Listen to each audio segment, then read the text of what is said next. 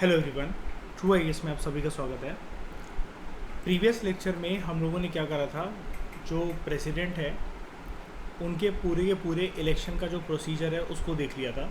अब इस लेक्चर में हम लोग बात करते हैं ये जो उपराष्ट्रपति हैं, वाइस प्रेसिडेंट जो है, इनके इलेक्शन का प्रोसीजर एक बारी हम लोग देखते हैं। देखो, जो वाइस प्रेसिडेंट होते हैं बिल्कुल सेम प्रेसिडेंट की तरह ये भी डायरेक्टली इलेक्टेड नहीं होते हैं लोगों के द्वारा। इनका भी जो इलेक्शन क्राइटेरिया, इलेक्शन जो मेथड होता है वो इनडायरेक्ट इलेक्शन ही होता है, जस्ट लाइक प्रेसिडेंट। और प्रेसिडेंट के चुनाव के अंदर हमने एक प्रक्रिया जानी थी, एक प्रोसेस को फॉलो करा जाता है, that is known as electoral college. और हमने देखा था कि इलेक्टोरल कॉलेज प्रेसिडेंट के इलेक्शंस के कंटेक्स्ट के अंदर 3 कैटेगरी ऑफ लोग जो होते हैं वो उसका पार्ट होते हैं इलेक्टोरल कॉलेज का, when it comes to the election of the president and when it comes to the election of the vice president. यहाँ पर भी इस कंसेप्ट को फॉलो करा जाता है, that is known as electoral college. ये जो इलेक्टोरल कॉलेज है, अभी बताता हूँ मैं यहाँ पर कौन कौन होता है, लेकिन यहाँ पर जनरल तरीके से आपको दे रखा है, consisting of the members of both the houses of the parliament. Both the houses of the parliament का मतलब क्या है? लोकसभा प्लस राज्यसभा के जो एमपीज होते हैं वो इस इलेक्टोरल कॉलेज का पार्ट होते हैं। एक पॉइंट को देखते हैं, ये ध्यान से समझना। ओरिजिनल जो हमारा कॉन्स्टिट्यूशन था, जब संविधान निर्माताओं ने उसको लिखकर रेडी करा था, उसके अंदर ये बोला गया था, vice president would be elected by the 2 houses of the parliament assembled at a joint meeting. यानी कि ओरिजिनल कॉन्स्टिट्यूशन के अंदर क्या प्रोविज़न थी जैद श्रेया, कि उपराष्ट्रपति का जो चुनाव होना है उसके लिए एक जॉइंट मीटिंग या जॉइंट सिटिंग के अंदर पार्लियामेंट के दोनों हाउसेस एक साथ असेंबल होंगे ना, वहाँ पर जाके इलेक्शन की प्रक्रिया को अंजाम दिया जाएगा, ना कि लोकसभा अलग से इलेक्ट करे, फिर राज्यसभा अलग से इलेक्ट करे, फिर कंबाइंड रिजल्ट में हम लोग देखें। समझ गए?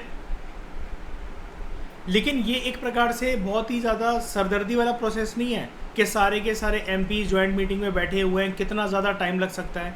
ये भी हो सकता है जैद एक दिन के अंदर तो प्रक्रिया और ये वोटिंग वगैरह का प्रोसेस है वो कंप्लीट ही नहीं हो पाए, जूते चप्पल लात चलने लगे, पता चला वहाँ पर किसी बात को लेकर, है ना।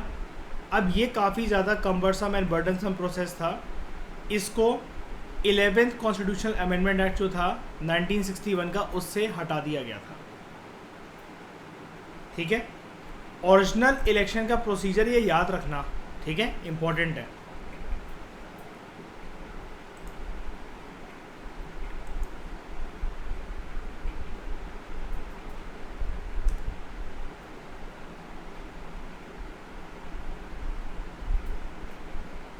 इलेवेंथ अमेंडमेंट एक्ट एक बार के लिए हम लोग देखते हैं, 1961। It change the procedure of the election of the vice president. बाद में आता है 11th कॉन्स्टिट्यूशनल अमेंडमेंट एक्ट से इलेक्टोरल कॉलेज का क्राइटेरिया। शुरू में क्या था? जॉइंट मीटिंग का क्राइटेरिया था, लेकिन प्रेसिडेंट के केस में क्या शुरू से ही आता है क्या इलेक्टोरल कॉलेज का क्राइटेरिया, या फिर वहाँ पर भी शुरू में जॉइंट मीटिंग का क्राइटेरिया था? शुरू से था, यहाँ पर बाद में आया। ठीक है। दूसरा, इट प्रोवाइडेड दैट जो इलेक्शन है राष्ट्रपति के या उपराष्ट्रपति के, it cannot be challenge on the ground of any vacancy in the appropriate electoral college. Same चीज़ जो हमने पढ़ी थी कल राष्ट्रपति के कंटेक्स्ट के अंदर, कि अगर कोई एक, याद है प्रेसिडेंट के इलेक्शन के केस में बता रहा हूँ, कोई विधानसभा या जिसको हम लोग कहते हैं स्टेट लेजिस्लेटिव असेंबली, अगर ये डिज़ोल्व हो भी गई है तो यानी कि एक राज्य की जो विधानसभा है वो तो भंग है, खाली पड़ी हुई है, वहाँ के एमएलओ का तो योगदान हो ही नहीं सकता राष्ट्रपति के चुनाव के अंदर, वहाँ वैकेंसी है। इसका मतलब उस इलेक्टोरल कॉलेज के अंदर कुछ अमाउंट ऑफ वैकेंसी है, लेकिन फिर भी इसकी वजह से राष्ट्रपति के जो चुनाव हैं या फिर उपराष्ट्रपति के चुनाव की प्रोसेस में जो भी उसके इलेक्टोरल कॉलेज का पार्ट है, अगर वहाँ पर कोई वैकेंसी है भी, इसकी वजह से चुनावी प्रक्रिया प्रभावित नहीं होनी चाहिए, अफेक्ट नहीं होनी चाहिए। ठीक है, ये चीज़ हमने कल डिस्कस करी थी ना, तो जो हमने डिस्कस करा था वो 11th अमेंडमेंट एक्ट का पार्ट ही था। जैसे मैं आपको दिखा देता हूँ, प्रेसिडेंट के केस के अंदर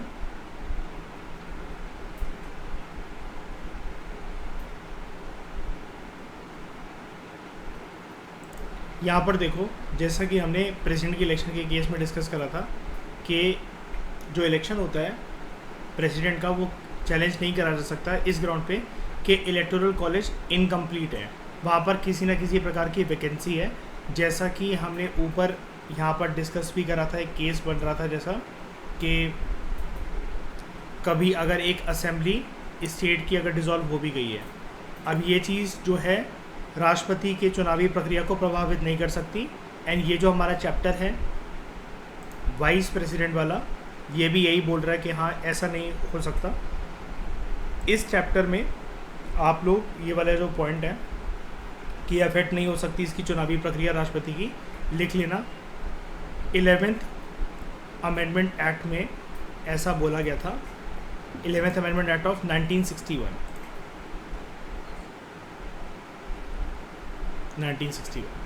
ठीक है। तो शरिया देख रहे हो, उसको साइमल्टेनियसली करवाने का फ़ायदा है, वरना अगर स्टेटमेंट आ जाए तो हम कंफ्यूज हो जाएंगे। साथ साथ लेकर चले तो हम लोग वहाँ पर नोट कर सकते हैं, कोई चीज़ है जो उस चैप्टर में गिवन नहीं है तो कहीं और मिल जाए तो फटाफट से हम उसको लिख सकते हैं। हाँ सही बात है, ठीक है, दिस इज़ डन। अब देखो, ये जो इलेक्टोरल कॉलेज है उपराष्ट्रपति के चुनाव का, ये उस इलेक्टोरल कॉलेज से अलग होता है जो कि राष्ट्रपति के चुनाव के लिए होता है। सिर्फ 2 डिफरेंसेस हैं। जैद कहाँ पर है कॉलेज? ये दिल्ली, कोलकाता। तो क्या ये कॉलेज को लिख रखा है ऐसे ही? पागलपन। ये कंसेप्ट है, ये बेसिकली प्रोसीजर है। ध्यान से सुनना। अब जो मैं इलेक्टोरल कॉलेज की कॉम्पोजिशन बता रहा हूँ वो वाइस प्रेसिडेंट ऑफ इंडिया के कंटेक्स्ट के अंदर बता रहा हूँ, उनके चुनावी प्रक्रिया के कंटेक्स्ट के अंदर बता रहा हूँ। नंबर 1, उपराष्ट्रपति के चुनावी प्रक्रिया के लिए जो इलेक्टोरल कॉलेज बनाया जाता है उसके अंदर क्या कौन कौन होता है? It consist of both elected and nominated members of the parliament. जबकि प्रेसिडेंट के केस में सिर्फ और सिर्फ इलेक्टेड मेंबर्स थे, नॉमिनेटेड मेंबर्स नहीं थे। देखो, लोकसभा के तो नॉमिनेटेड मेंबर्स का क्राइटेरिया उठता ही नहीं है। 2 या 3 जो एंग्लो इंडियन कमेटी के मेंबर होते थे, अब तो वो होते ही नहीं है।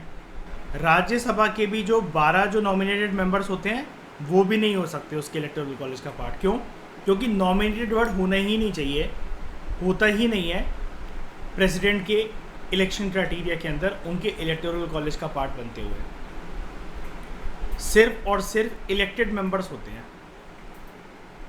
Only elected members. उसके बाद again coming to the vice president, electoral college does not include the members of the state legislative assemblies. जबकि यहाँ पर क्या होता है, जो इलेक्टेड मेंबर्स होते हैं स्टेट लेजिस्लेटिव असेंबलीज के, है ना, only Vidhansabha which is known as state legislative assembly. और मेंबर्स को हम लोग क्या कहेंगे? एमएलए। एमएलए पार्टिसिपेट करते हैं राष्ट्रपति के चुनावी प्रक्रिया में, ठीक है। जबकि जो एमएलएज होते हैं, जो विधायक होते हैं, वो उपराष्ट्रपति के चुनावी प्रक्रिया में पार्टिसिपेट नहीं करते क्योंकि वो इलेक्टोरल कॉलेज का पार्ट नहीं होते। It does not include members of the state legislative assemblies, यानी कि एमएलए।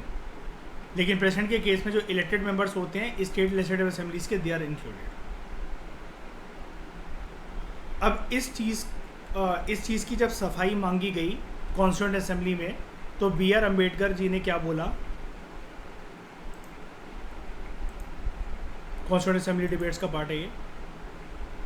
उन्होंने बोला प्रेसिडेंट जो है वो हेड ऑफ द स्टेट है और उनकी जो पावर है, हमने देखा था ना इस तरीके से बनाई गई है जैद, उनकी पावर प्रीवियस लेक्चर में पढ़ा था श्रेया, कि वो सेंट्रल लेवल तक भी एक्सटेंड होती है और स्टेट लेवल तक भी एक्सटेंड होती है। अब स्टेट लेवल तक भी जो एक्सटेंड होती है, उनका जो एडमिनिस्ट्रेशन है, मान लेते हैं ठीक है एक्स्ट्राऑर्डिनरी सर्कमस्टांसिस के अंदर राज्यों तक चला जाता है, आर्टिकल 356। लेकिन वैसे भी अगर आप देखो प्रेसिडेंट अगर किसी बिल को साइन कर रहा है या कर रही है और वो एक एक्ट बन जाए, इस एक्ट का प्रभाव क्या सिर्फ सेंट्रल लेवल तक रहेगा या फिर राज्यों के लेवल तक भी जाएगा? बताओ। राज्यों के लेवल पर भी जाएगा। और ये एक्ट और जो बिल होता है ये एक एडमिनिस्ट्रेशन का पार्ट होता है कि नहीं होता? देश के एडमिनिस्ट्रेशन का पार्ट होता है ना। बिल्कुल। और हमने ये भी देखा था जब ये आर्गुमेंट चल रही थी, डिबेट चल रही थी, कि हमने एमएलएस को क्यों पावर दे रखी है, मतलब पावर क्या, मतलब उनको इलेक्टोरल कॉलेज का पार्ट क्यों बना रखा है स्टेट लेजिस्लेटिव असेंबलीज को? क्योंकि यहाँ पर एक पॉइंट था, जैसे कुछ members of the constituent assembly ने ये बोला था कि प्रेसिडेंट के कंटेक्स्ट में सिर्फ यही अलाउ करा जाए कि जो 2 मेंबर्स हैं, जो 2 हाउसेस हैं पार्लियामेंट के, सिर्फ उन्हीं को वोटिंग प्रोसेस के अंदर पार्टिसिपेट करने की अनुमति हो। लेकिन संविधान निर्माताओं ने ये कहा कि हो सकता है पार्लियामेंट सिर्फ एक ही पार्टी से डोमिनेटेड हाउस हो, दोनों हाउसेस एक ही पार्टी से डोमिनेटेड हो, और यहाँ पर वो लोग एक कैंडिडेट को ऐसा चुन लें, और फिर हो सकता है कि ऑर्डिनेंस वगैरह लगवाना बहुत आसान हो जाए।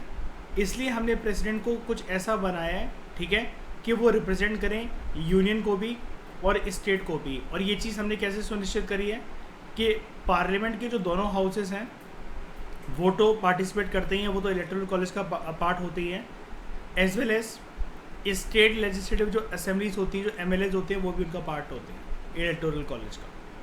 ये चीज़ हमने पढ़ी थी। यहाँ पर क्या है, B.R. अम्बेडकर जी कहते हैं कि प्रेसिडेंट तो हेड ऑफ द स्टेट है और उनकी जो पावर है in terms of administration central level तक भी जाती है, स्टेट लेवल तक भी जाती है।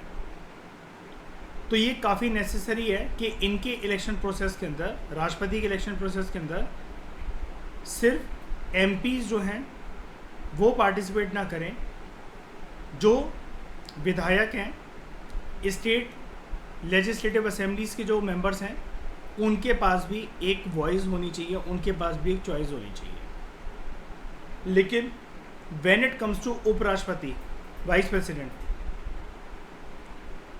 इनके जो नॉर्मल फंक्शंस हैं, they are to preside over the council of states. कौन से हाउस में? काउंसिल ऑफ स्टेट किसको बोला जाता है?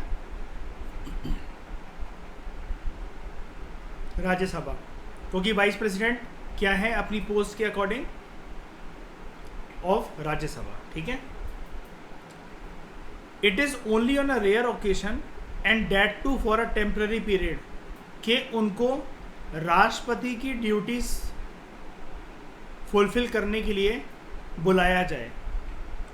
जब राष्ट्रपति की डेथ हो गई है या फिर वो अवेलेबल नहीं है, सिर्फ ऐसा एक्स्ट्रा ऑर्डिनरी सर्कमस्टांसिस के अंदर, वो भी बहुत शॉर्ट पीरियड, टेम्पररी पीरियड के अंदर उनको पावर्स एंड रिस्पॉन्सिबिलिटीज एज्यूम करनी पड़ेंगी उपराष्ट्रपति को, राष्ट्रपति की, है ना। तो अंबेडकर जी ने बोला डैट बीइंग सो, तो ये चीज़ जो है it does not seem necessary कि जो मेंबर्स हैं स्टेट लेजिस्लेचर के, उनको इनवाइट करा जाए कि आप उपराष्ट्रपति की चुनावी प्रक्रिया में पार्टिसिपेट करो, ठीक है। लेकिन जो मैनर होता है इलेक्शन का, वो दोनों केसेस के अंदर सेम होता है। मतलब वाइस प्रेसिडेंट के जो इलेक्शन होते हैं, प्रेसिडेंट के इलेक्शन के तरह, they are held in accordance with the system of, same चीज़ वही, proportional representation by means of single transferable vote and voting is done by secret ballot. ये याद रखना, ये प्रेसिडेंट के केस में भी सेम है एंड वाइस प्रेसिडेंट के केस में भी सेम है।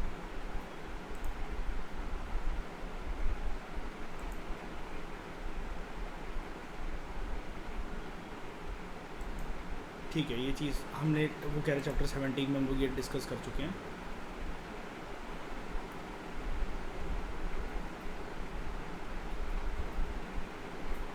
सीक्रेट बैलेट वाली बात हमने डिस्कस करी थी, याद है ये। उसके बाद अगर कोई भी डाउट या डिस्प्यूट आता है उपराष्ट्रपति की चुनावी प्रक्रिया के कंटेक्स्ट में, इसकी इंक्वायरी और इसका डिसीजन जो है वो सुप्रीम कोर्ट के द्वारा लिया जाता है। और जिसका डिसीजन फाइनल होता है। जो इलेक्शन होता है किसी भी पर्सन का एज वाइस प्रेसिडेंट, उसको कभी भी किसी ऐसे ग्राउंड पे चैलेंज नहीं करा जा सकता कि जो इलेक्टोरल कॉलेज था वो इनकम्प्लीट था, यानी कि वहाँ पर कोई वैकेंसी थी among the members of the electoral college. अब यहाँ पर देखो एक बार के लिए, इसके इलेक्टोरल कॉलेज का पार्ट कौन होता है? सिर्फ both house of the parliament होते हैं। अब यहाँ पर वैकेंसी कैसे हो सकती है कि कुछ जो एमपीज़ हैं उनकी कॉन्स्टिट्यूंसी से उनकी सीट खाली है, यही हो सकता है ना? बस यही हो सकता है ना? दूसरा केस एक ये भी तो हो सकता है,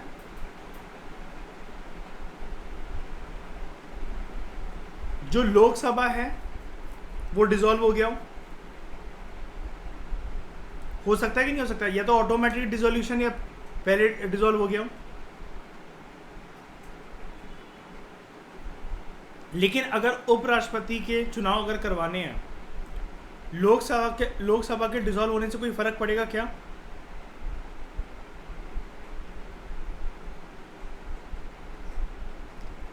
एमपी चाहिए हैं, राज्यसभा के तो है ही ना,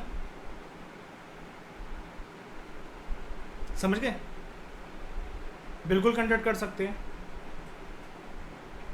अब ये जो चीज़ है ना, अगर ये केस गया, जैद गंभीरता से सोचो, अगर ये केस गया, पक्का जाएगा सुप्रीम कोर्ट के अंदर ऐसा केस कि लोकसभा सेशन में नहीं था और उपराष्ट्रपति के चुनाव करवा दिए।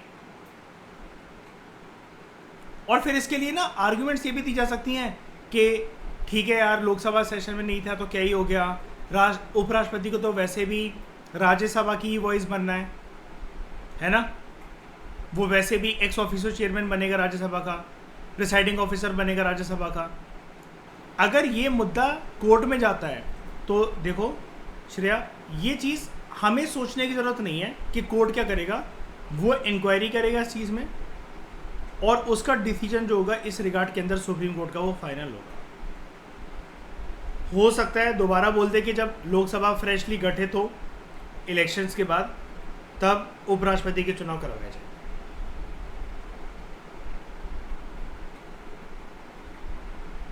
सिंपल भाषा में बताऊं श्रेया, जैद,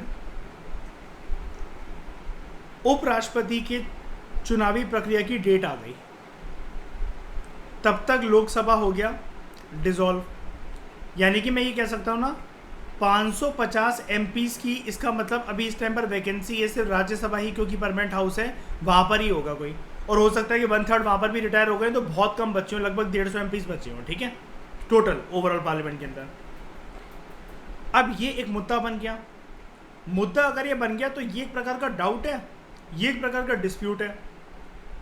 डेट आ रखी है, 10 दिन बाद वोटिंग है, जो कि जितने एमपीज हो गए हैं उनको जाके वोट डालना है।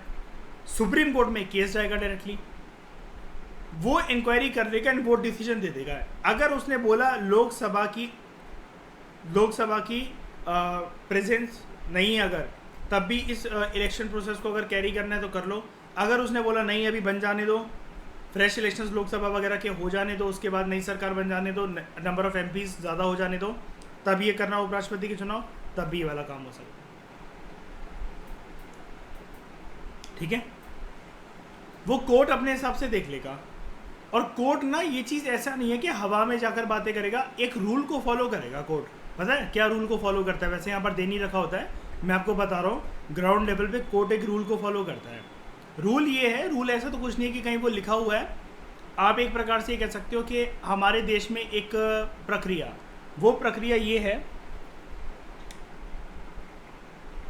दैट संवैधानिक जो पोस्ट होती हैं वो खाली नहीं पड़ी रहनी चाहिए।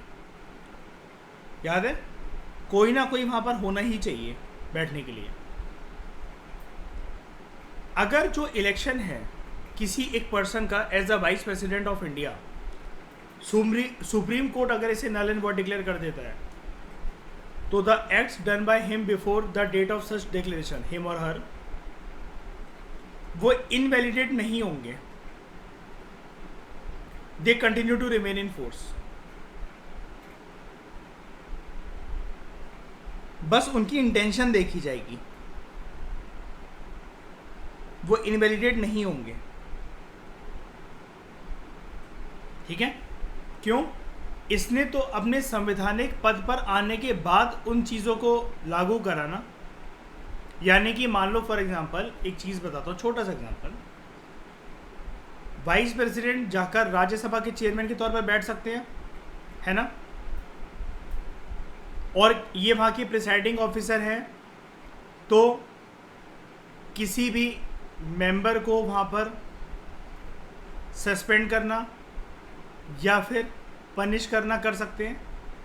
अगर इन्होंने ऐसा करा और 2 दिन के बाद ही सुप्रीम कोर्ट ने ये बोल दिया कि इनके जो इलेक्शंस हैं they are to be declared as null and void and fresh elections conduct हो उपराष्ट्रपति के।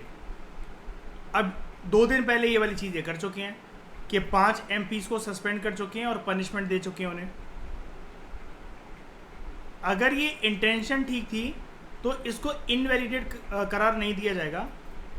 सच action will continue to remain in force, क्योंकि उन्होंने अपने संवैधानिक पद जो है उसकी कुर्सी संभालने के बाद ये डिसीजन लिया। एंड ये भी देखा जाएगा कि संवैधानिक दायरे के अंदर लिया कि नहीं लिया। इस केस के अंदर उपराष्ट्रपति को बाद में नहीं बुलाया जाएगा किंतु परंतु करने के लिए कि तो तुम्हारा चुनावी प्रक्रिया ही फ्रॉड था, ऐसा था, तुम उसमें ये भी कर गए।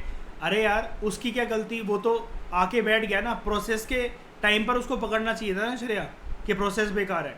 बाद में तुम बोल रहे हो कि प्रोसेस बेकार है, तब तक तो वो अपनी वो ड्यूटी और रोल और पावर्स एंड रिस्पॉन्सिबिलिटीज एज्यूम कर चुका था ना कुर्सी पे बैठने के बाद। बस सिमिलर सी चीज़ है। यही तो चीज़ हमने प्रेसिडेंट के केस में पढ़ी थी, याद है?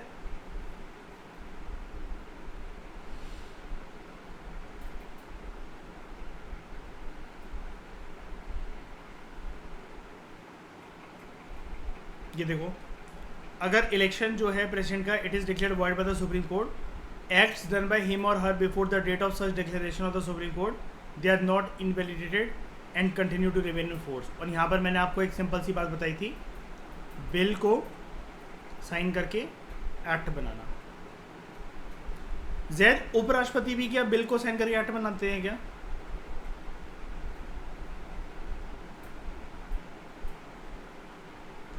हो सकता है कि वो बिल को साइन कर दें। गवर्नर भी किसी बिल को साइन करते हैं क्या? हाँ प्रॉपर तरीके से बोला जाता है ना, स्टेट के पार्लियामेंट्री बिल्स को साइन कर सकते हैं गवर्नर, पक्का। वो एक्स ब्यूरोक्रेट हो तो तब भी नहीं। गवर्नर है तो कुछ भी नहीं भाई, कुछ भी रह चुका होगा, तुम गवर्नर हो बस अभी, है ना।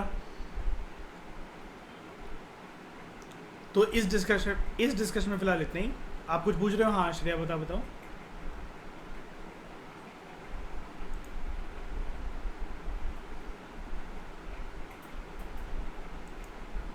अगर वो नहीं है, मान लो कि जैसे वो डेथ हो गई है, कुछ हो गया है, ठीक है, अभी हम देखेंगे इस चैप्टर के अंदर कौन सी सर्कमस्टांसेस के अंदर वाइस प्रेसिडेंट वो रोल एज्यूम करते हैं। क्या सभी प्रकार के बिल को वो साइन कर देंगे? क्या कॉन्स्टिट्यूशनल अमेंडमेंट बिल को भी साइन करने की पावर रखते हैं क्या? ये भी चीज़ हमारे लिए जानने वाली है। आपको पता है ना, पॉलिटी के अंदर श्रेया बात यही होती है, there are no rules at all the places which are fixed, है ना। हर जगह पर किंतु परंतु, ऐसा नहीं तो ऐसा, वैसा नहीं तो वैसा। डोंट वरी, हम जानेंगे। अभी तो जस्ट चैप्टर की स्टार्टिंग है, अभी तो बहुत मज़े आने वाले हैं आपको। तो thank you very much for discussion. अभी के लिए इतना ही।